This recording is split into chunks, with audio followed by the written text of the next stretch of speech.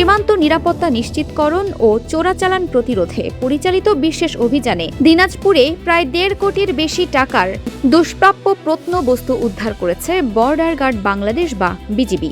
গোপন সংবাদের ভিত্তিতে পরিচালিত পৃথক দুটি অভিযানে পাচারের আগেই কোষ্ঠী পাথরের একটি শিবলিঙ্গ, একটি বিষ্ণু মূর্তি এবং বেলে পাথরের একটি মনসা মূর্তি উদ্ধার করা হয়।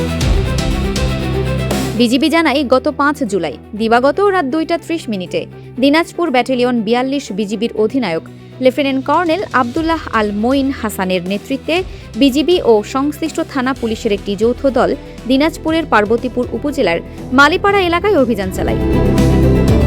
এ সময় একটি বাড়ি থেকে 139 কেজি 500 গ্রাম ওজনের দুষ্প্রাপ্য কোষ্ঠী পাথরের একটি শিবলিঙ্গ উদ্ধার করা হয়। এরপর ভোর 5টায় দিনাজপুরের কাহারোল উপজেলার ইছাইল এলাকায় পরিচালিত পৃথক অভিযানে একটি বাড়ি থেকে 13 কেজি ওজনের দুষ্প্রাপ্য কোষ্ঠী পাথরের বিষ্ণু মূর্তি এবং 9 কেজি 100 গ্রাম ওজনের মূল্যবান বেলে পাথরের মনসা মূর্তি উদ্ধার করা হয়।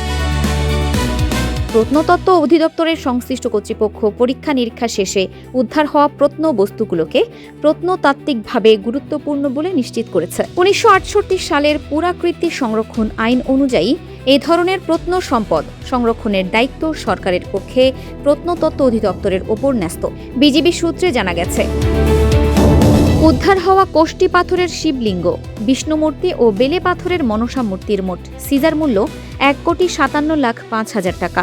তবে প্রত্নতাত্ত্বিক গুরুত্ব বিবেচনায় এসব নিদর্শনের প্রকৃত মূল্য এর চেয়েও অনেক বেশি বলে সংশ্লিষ্টরা মনে করছেন। দিনাজপুর ব্যাটালিয়নের অধিনায়ক লেফটেন্যান্ট কর্নেল আবদুল্লাহ আল মঈন হাসান বলেন, দেশের প্রত্নতাত্ত্বিক ঐতিহ্য সংরক্ষণ এবং প্রত্ন সম্পদ পাচার প্রতিরোধে বিজিবির গোয়েন্দা তথ্য ভিত্তিক অভিযান ভবিষ্যতে অব্যাহত থাকবে।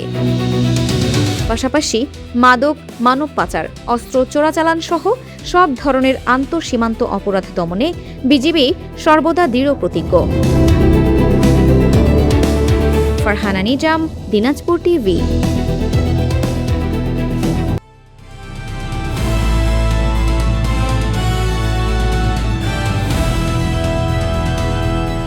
দিনাজপুর টিভি মানুষের জীবনের কথা বলে।